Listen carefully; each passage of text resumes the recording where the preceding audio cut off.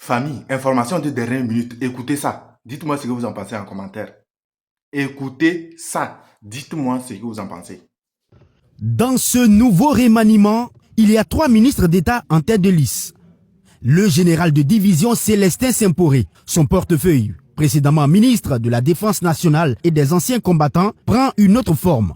Comme pour être dans le feu de l'action au regard de l'urgence du moment, le général Simporé est désormais ministre de la guerre et de la défense de la patrie.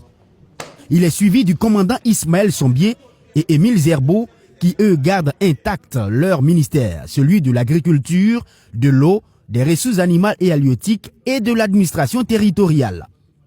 Autre changement de dénomination, Mathias Traoré sera clairement désormais au service du peuple.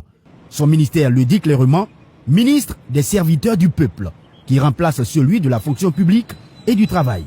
Son homologue Karamoko Jean-Marie Traoré va s'occuper uniquement des affaires étrangères.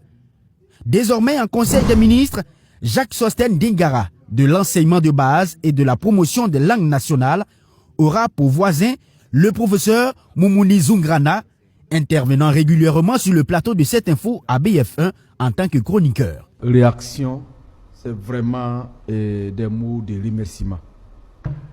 Des remerciements, non pas des remerciements rituels, mais des remerciements bien mérités. Et ces remerciements vont à l'endroit de notre service de renseignement, qui a fait un travail formidable. Il fait son entrée dans ce gouvernement en occupant le poste de l'enseignement secondaire, de la formation professionnelle et technique. Boubacar Savadogo, lui, cède ainsi la place. Le président Ibrahim Traoré a aussi dit merci à Adama Luxorgo. Son portefeuille lié aux infrastructures et du désenclavement rejoint celui de l'urbanisme et de l'habitat qui devient clairement ministère de la construction de la patrie dirigé par Mikaïlou Sidibé. Il en a de même pour le ministre Roger Barrault qui gérait l'environnement, l'eau et l'assainissement. Toutes ces charges confiées au commandant Ismaël Sombier. Et puis, l'autre nouveau visage à connaître dans ce gouvernement est celui-ci. Annick Lydie Pikbougoum. Elle aura en charge le ministère des Sports. Elle s'occupera aussi de la jeunesse et de l'emploi.